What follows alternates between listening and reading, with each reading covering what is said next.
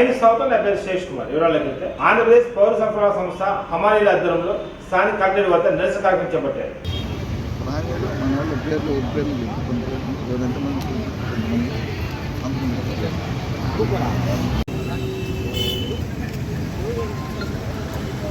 నమస్తే సార్.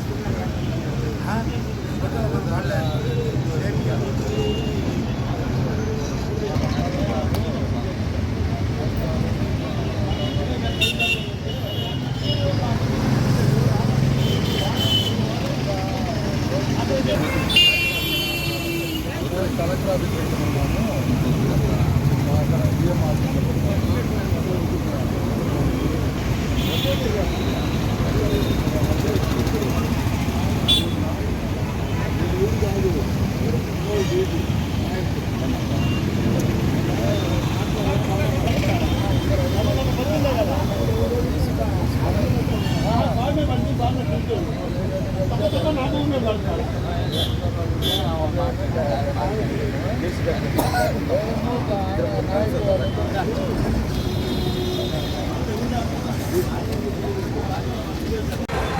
కాలం సుబ్బారావు, ఆంధ్రప్రదేశ్ పౌర సరఫరాల సంస్థ హమాలీల యూనియన్ ప్రకాశం జిల్లా గౌరవాధ్యక్షుడిని, సిఐటి ప్రకాశం జిల్లా అధ్యక్షుడిని. ఆంధ్రప్రదేశ్ పౌర సరఫరాలు పనిచేస్తున్నటువంటి హమాలీల సమస్యలు పరిష్కారం చేయడంలో ప్రభుత్వం విఫలమైంది. స్థానిక జిల్లా యంత్రాంగం కూడా దీన్ని నిర్లక్ష్యంగా వ్యవహరిస్తూ ఉంది.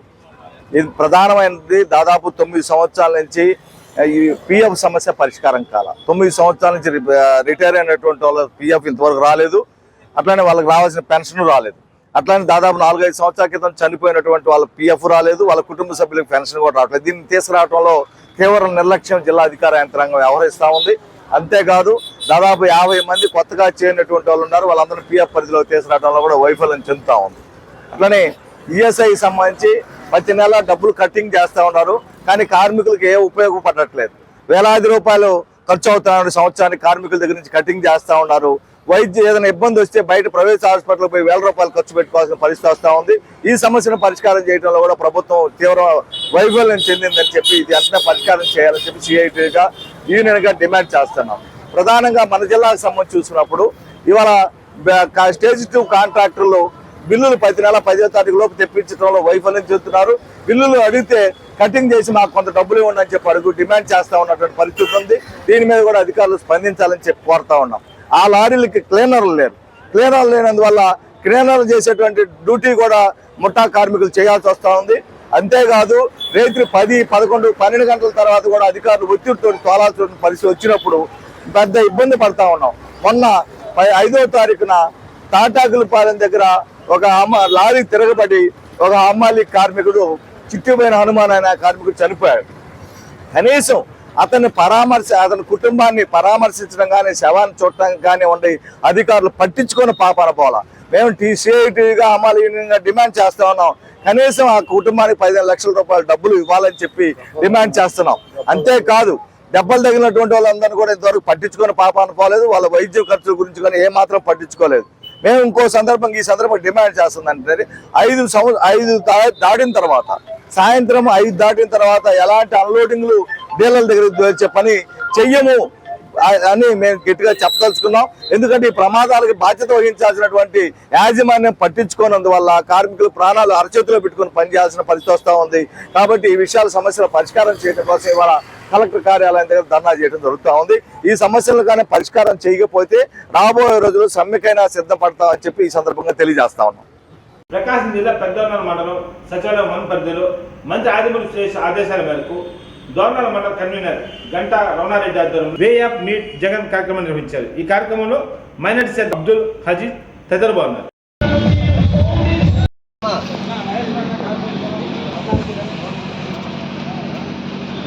తమ్ముడు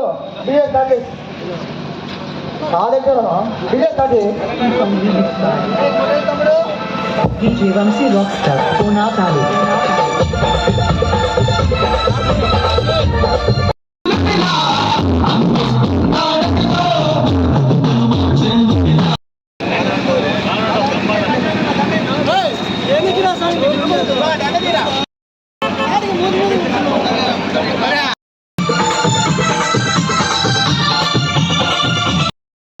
నమస్కారాలు. డోర్నాల 1 సచివాలయం వెల్ఫేర్ అండ్ ఎడ్యుకేషన్ అసిస్టెంట్గా పనిచేస్తున్నాను. మన నా పేరు కె లక్ష్మీ నాయకు. మనకి వివిధ సంక్షేమ పథకాల ద్వారా డోర్నాల సచివాలయం పరిధిలో ఇప్పటి వరకు జగనన్న అందించిన విదేశీ విద్యా దీవెన మనకైతే రీసెంట్గా ఇచ్చారు. ఈ స్కీము ఎవరైనా మన పై చదువులు చదవాలనుకుంటే ఇతర దేశాలు చదవాలనుకుంటే ఆ ఆప్షన్ కూడా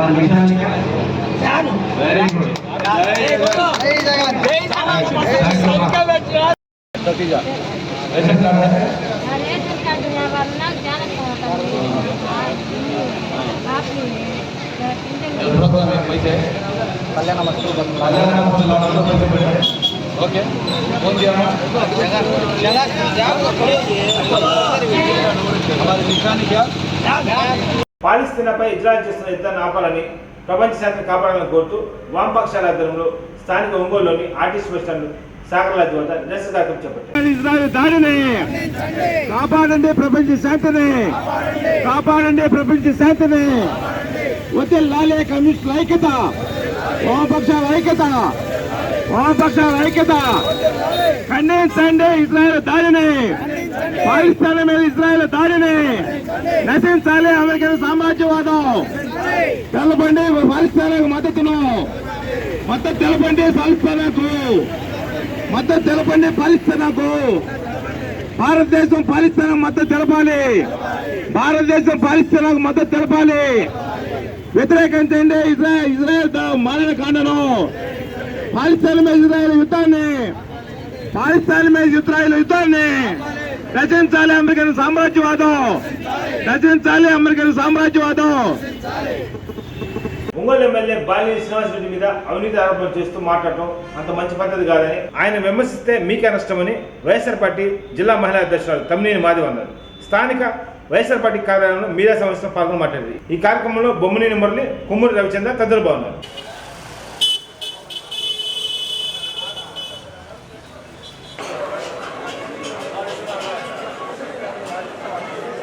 ముందుగా నమస్కారాలు తెలియజేసుకుంటున్నాం.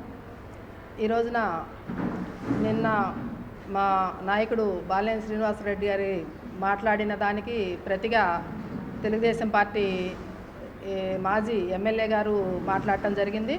దానికి అందులో కూడా పార్టీలు మారి వచ్చిన వాళ్ళు మాట్లాడుతున్నారనే దానికి గురించి మేము మాట్లాడటం జరుగుతూ ఉంది.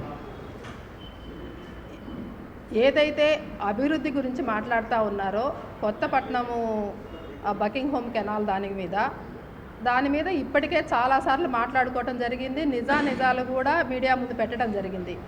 అయినప్పటికీ కూడా ఇప్పుడు సోదరుడు మురళి చెప్పినట్టు ఆ వివరాలన్నీ కూడా ఇంతకుముందు మీడియా ముందు పెట్టినప్పటికీ ప్రతిసారి కూడా బకింగ్హామ్ కెనాల్ మీదకి వెళ్ళేది ఆ లేనిపోని అబద్ధాలనే పదే పదే చెప్పి నిజాలు చేయాలనే ఒక ఆలోచనే తప్ప నిజాయితీగా ఎంత పని చేశామనేది చెప్పుకునే దశలో అయితే మాత్రం వాళ్ళు లేరనేది మేము నిక్కచ్చిగా చెప్తా ఉన్నాం.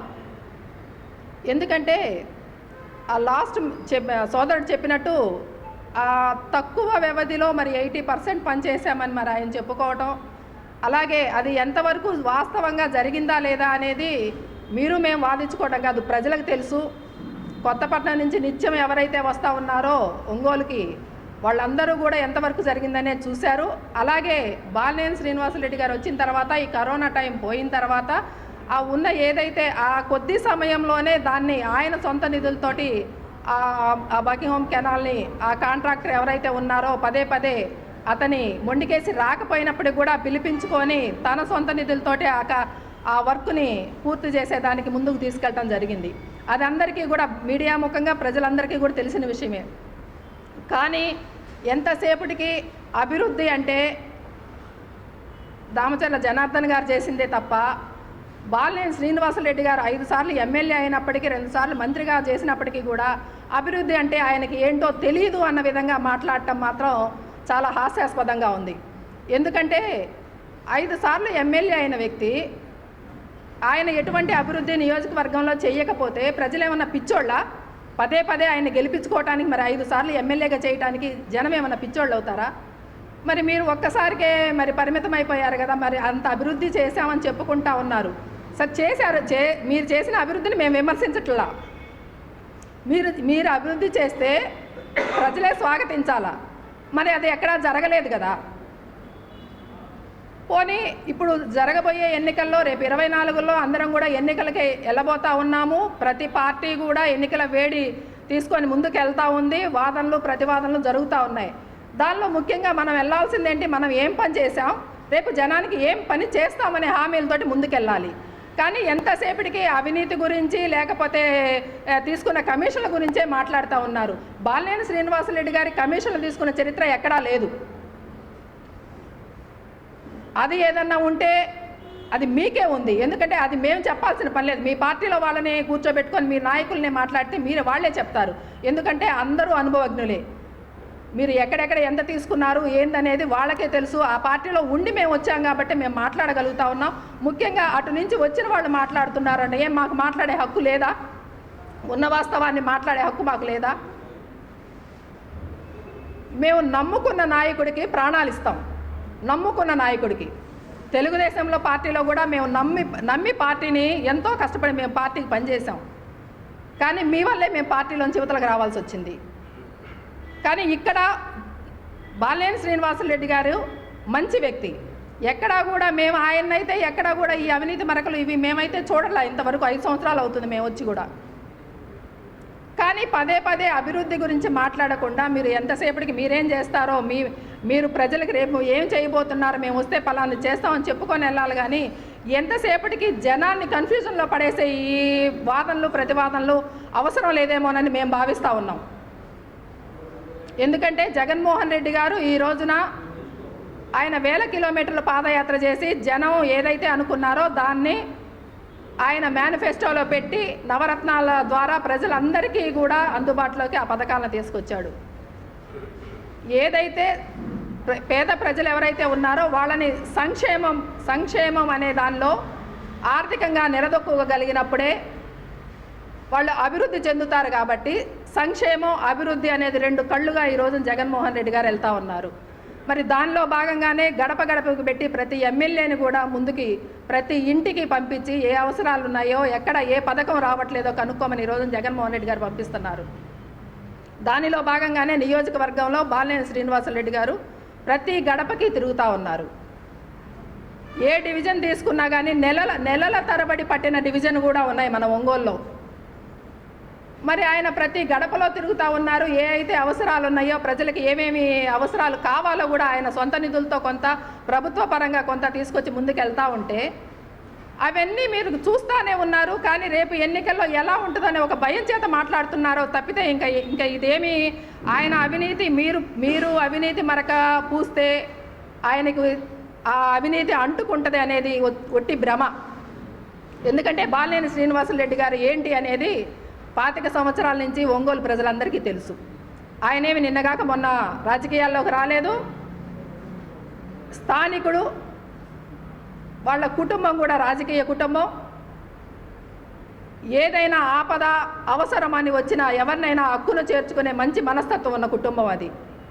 నమ్మిన వాళ్ళని మోసం చేసే కుటుంబం అయితే కాదు. మేము ఒకటే చెప్తా ఉన్నాం, ఏదన్నా ఉంటే అభివృద్ధి గురించి మాట్లాడండి, లేదు మీరేం చేస్తారో చెప్పుకొని వెళ్ళండి.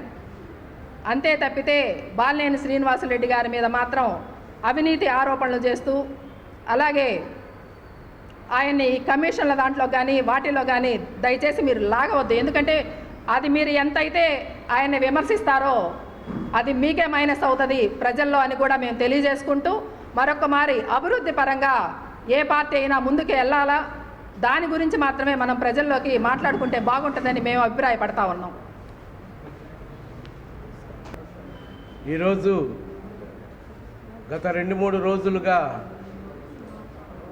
మనం మీడియాలో చూస్తూ ఉన్నాం. వాద ప్రతివాదనలు ఏ విధంగా జరుగుతున్నాయి. ఈ వాద ప్రతివాదనలకి కేంద్ర బిందువైనటువంటి ఒంగోలు కొత్తపట్నం మధ్యలో ఉన్నటువంటి బకింగ్హామ్ కెనాల్ బ్రిడ్జి వాస్తవంగా తెలుగుదేశం హయాంలోనే ఆ బ్రిడ్జి శాంక్షన్ అవ్వడం జరిగింది. మరి ఆనాడు కాంట్రాక్టరు పని ప్రారంభించడం, తదుపరి ఆ పనిలో ఆ బ్రిడ్జి నిర్మాణంలో కేంద్ర ప్రభుత్వం ఇన్వాల్వ్ అవ్వడం, దానికి కేంద్ర ప్రభుత్వం కొంత నిధుల్ని ఇవ్వడం, రాష్ట్ర ప్రభుత్వం మ్యాచింగ్ గ్రాంట్ ఇవ్వడం, ఇది ఆ బ్రిడ్జి నిర్మాణం యొక్క పరిస్థితి. పనులు ప్రారంభమైన తర్వాత ఈ రాష్ట్రంలో జగన్మోహన్ రెడ్డి గారి పాదయాత్ర ఫలితంగా ఆయన ప్రజలతో మమేకమైనటువంటి విషయాన్ని ప్రజలు అర్థం చేసుకొని ఈ రాష్ట్రంలో అప్పటి వరకు అధికారంలో ఉన్నటువంటి పార్టీని కాదని జగన్మోహన్ రెడ్డి గారి పార్టీ ఏదైతే ఉందో వైఎస్ఆర్సీపీ ప్రభుత్వాన్ని అప్రతిహత మెజార్టీతో ఈ రాష్ట్రంలో తీసుకురావడం జరిగింది.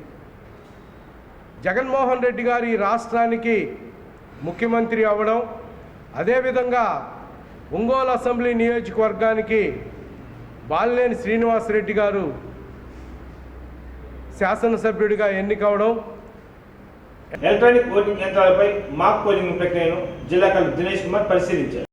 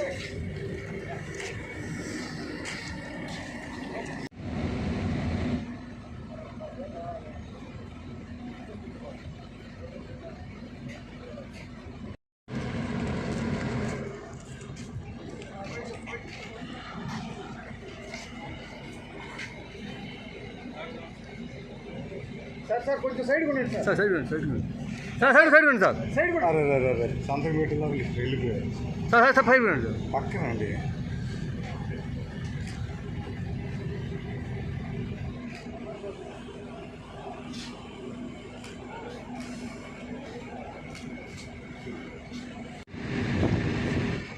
అరే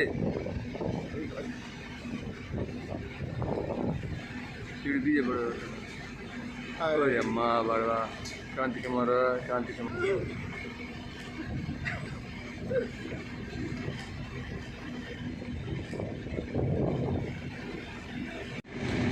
Hari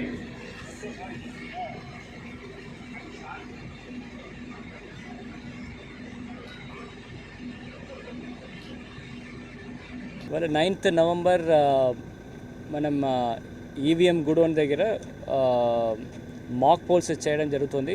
so dummy symbols load చేసుకొని మనం టోటల్గా మన దగ్గర ఉంటున్న VVPATs, control units and ballot units ఆ ఐటమ్స్లో ర్యాండమ్గా ఒక 1% ఆఫ్ ఈవీఎంస్లో 1200 ఓట్స్, 2% ఆఫ్ ర్యాండమ్లీ సెలెక్టెడ్ ఈవీఎంస్లో 1000 ఓట్స్ అండ్ అనదర్ 2% ఆఫ్ ఈవీఎంస్లో 500 ఓట్స్. ఈ 3 ప్రక్రియ ఇవాళ మొదలు పడడం జరిగింది. దీంట్లో మన దగ్గర వచ్చిన బెల్ ఇంజనీర్స్ 14 మంది, దాంతోపాటు మన కలెక్టరేట్ అండ్ మన రెవెన్యూ స్టాఫ్ ఎవరెవరు ఈ ఈవీఎంస్లో ట్రైన్ చేశామో వాళ్ళందరినీ ఇక్కడ అరేంజ్ చేసేసుకొని దాదాపుగా 18 టేబుల్స్లో ఈ మాక్ పోల్స్ జరుగుతుంది. ఇవాళ మార్నింగే ఆల్ పొలిటికల్ పార్టీస్, దాదాపుగా 7 out of 8 political parties already హాజరయ్యారు. వాళ్ళు కూడా ఆ టేబుల్స్లో కూర్చొని ఈ మాక్ పోల్స్లో పాల్గొనడం జరుగుతుంది. ఇది మార్నింగ్ 10 o'clock నుండి ఇప్పుడు దాకా evening it takes up to 6 to 7 o'clock ఇవాళ కంప్లీట్ చేయడానికి. అండ్ రేపు కూడా ఒక హాఫ్ డే ఈ 500 ఓట్స్ పెడితేనే 2% ఆఫ్ ఈవీఎంస్ చేయడం జరుగుతుంది. దాని తర్వాత రేపు ఈవినింగ్ లోడ్ టెస్ట్, అంటే ఒకే కంట్రోల్ యూనిట్లో 4 బ్యాలెట్ యూనిట్స్ పెట్టేసి దాంట్లో కూడా ఈ నెంబర్ ఆఫ్ ఓట్స్ పెట్టేసి మనం చేయడం జరుగుతుంది. ఒకసారి అన్నీ కూడా బటన్స్లో చేస్తారు.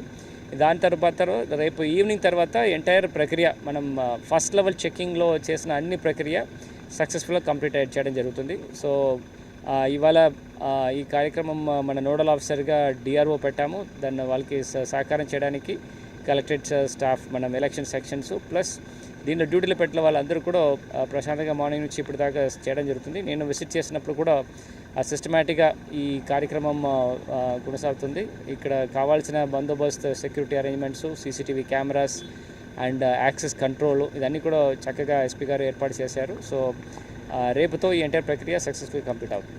నవంబర్ 9 న్యాయ సేవాధికార దినోత్సవం సందర్భంగా జిల్లా ప్రధాన న్యాయమూర్తి, జిల్లా న్యాయ సేవాధికార సంస్థ చైర్మన్ ఏ భారతి ఆధ్వర్యంలో ఘనంగా నిర్వహించారు. ఈ సందర్భంగా జిల్లా న్యాయ సేవాధికార సంస్థ చైర్మన్ ఏ భారతి మాట్లాడుతూ న్యాయ సేవ అంటే కేవలం ఉచితంగా న్యాయవాది నియమించడం, లోక్ అదాలత్ ద్వారా రాజీ చేయడం, చట్టాలపై అవగాహన కల్పించడం మాత్రమే కాదని ప్రజలకు కేంద్రం మరియు రాష్ట్ర ప్రభుత్వాలు కల్పిస్తూ అనేక సంక్షేమ పథకాలు సత్వర అర్హులకు అందడంలో ఒక వారధిగా పనిచేస్తుందన్నారు. ఈ సందర్భంగా ఒంగోలు పట్టణంలో 4 పాఠశాలలు నిర్వహించిన వ్యాసరచన పోటీల్లో గెలుపొందిన విద్యార్థులకు న్యాయమూర్తులు బహుమతులు అందజేశారు. ఈ కార్యక్రమంలో కార్మిక శాఖ అధికారులు పవన్ కుమార్, ఎలిజబెత్, న్యాయవాదులు దేవకుమారి, రవిశంకర్, న్యాయ సేవా సహాయకులు సతీష్ తదితరులు పాల్గొన్నారు.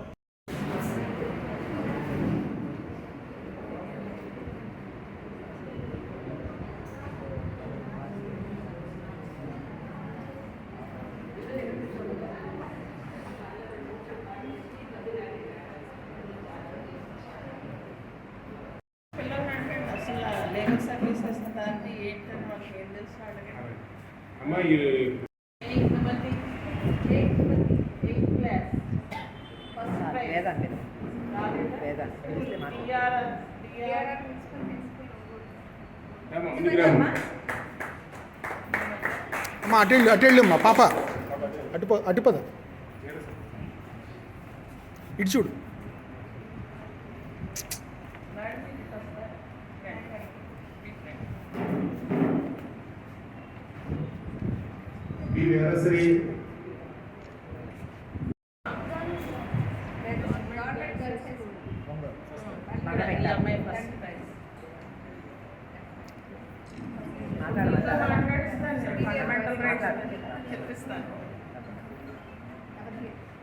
నవదీప్ ఫీవర్ ప్రాసెస్ మీతో మాట్లాడిస్తాను.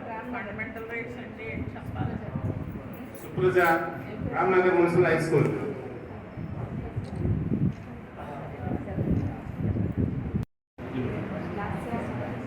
Lasya మధురిగా.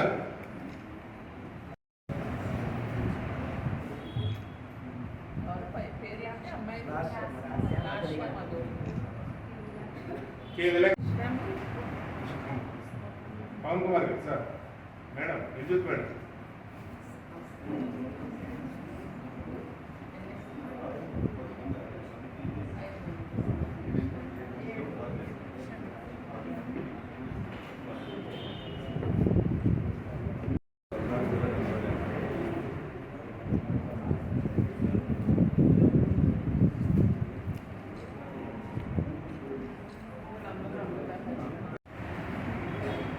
National legal services authority day మనం సెలబ్రేట్ చేసుకుంటున్నాం.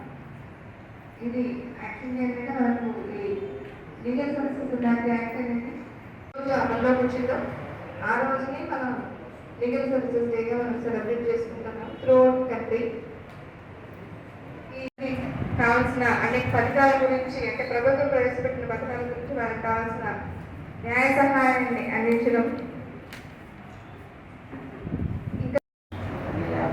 డిపార్ట్మెంట్ నుంచి వచ్చిన అఫీషియల్స్, మీడియా వారికి అందరికీ శుభాకాంక్షలు. మనకి లీగల్ సర్వీసెస్ డే అనేది మనం ఎందుకు జరుపుకుంటున్నామంటే, మనకి నేషనల్ లీగల్ సర్వీసెస్ అథారిటీ వారు ఈ డే మనకి ఏంటంటే లీగల్ సర్వీసెస్ డేగా గుర్తించారు. మనకి ఢిల్లీలో నేషనల్ లీగల్ సర్వీసెస్ అథారిటీ అనేది ఢిల్లీలో ఉంటుంది. తర్వాత ప్రతి స్టేట్లోని కూడా హైకోర్టుకి అనుసంధానంగా స్టేట్ లీగల్ సర్వీసెస్ అథారిటీ ఉంటుంది. అలాగే జిల్లాలో మన డిస్ట్రిక్ట్లో డిస్ట్రిక్ట్ లీగల్ సర్వీసెస్ అథారిటీ అని ఉంటుంది. అలాగే కింద మండలాల్లో కూడా, అంటే పిల్లలందరికీ నేను కొంచెం సవివరంగా చెప్తున్నా, మండలాల్లో కూడా మనకి మండల లీగల్ సర్వీసెస్ అని ఉంటాయి. ఎందుకంటే ప్రతి మనిషికి ఏదైనా, ఇప్పుడు మీరే చదివారు కదా ఫండమెంటల్ రైట్స్ అని, అలా మన ఫండమెంటల్ రైట్స్ కానీ ఒక వ్యక్తి యొక్క హక్కులు ఏదైనా భంగం కలిగించినా, మనకి ఏదైనా తగాదాలు వచ్చినా, ఇబ్బందులు కలిగినా, మన రైట్స్ మనం హక్కుల్ని పరిరక్షించుకోవడం కోసం మనం కోర్టులో కేసులు వేసుకుంటూ ఉంటాం. సివిల్ కేసులు అంటే సివిల్, ఎవరైనా దారిని వెళ్ళేటప్పుడు కొట్టడం కానీ, అలాగే మీకు ఒక యాక్సిడెంట్ కానీ, తగాదాలు కానీ, దొంగతనాలు కానీ ఇలాంటివన్నీ జరిగినప్పుడు ఏం చేస్తారు, క్రిమినల్ కేసులు పెట్టుకుంటారు, పోలీస్ స్టేషన్స్కి వెళ్ళి పెట్టుకుంటారు. అలా పోలీస్ స్టేషన్లో కానీ మీకు కోర్టులో కానీ కేసులు వేయాలంటే మనకి వాటి పట్ల అవగాహన ఉండాలి. మనకి ఏం తెలియకుండా వెళ్ళి ఏదో చేద్దాం అనుకుంటే చేయలేము. కాబట్టి ఈ చట్టాలు చిన్నపిల్లలకి, స్త్రీలకి, వయోవృద్ధులకి, అలాగే ప్రతి సిటిజన్కి కూడా ఏమి హక్కులు ఉన్నాయి, ఈ చట్టం ఏం కల్పిస్తుంది, అలాగే సెంట్రల్ గవర్నమెంట్, స్టేట్ గవర్నమెంట్ మనకు కొన్ని సంక్షేమ పథకాలు ఇస్తూ ఉన్నారు. ఆ సంక్షేమ పథకాలు పేదవాళ్ళకి మనకు అందుబాటులోకి రావాలంటే మనకి లీగల్ సర్వీసెస్ అథారిటీ అంటే ఈ సంస్థ అన్నమాట. పేదలకి ప్రజల్లో వెళ్ళి కొంత పేద లీగల్ వాలంటీర్స్ ద్వారా వారందరికీ కూడా ఈ చట్టాల గురించి కొంత అవగాహన కలగజేస్తూ మీటింగ్స్ ఈ వార్తకు సమర్థం.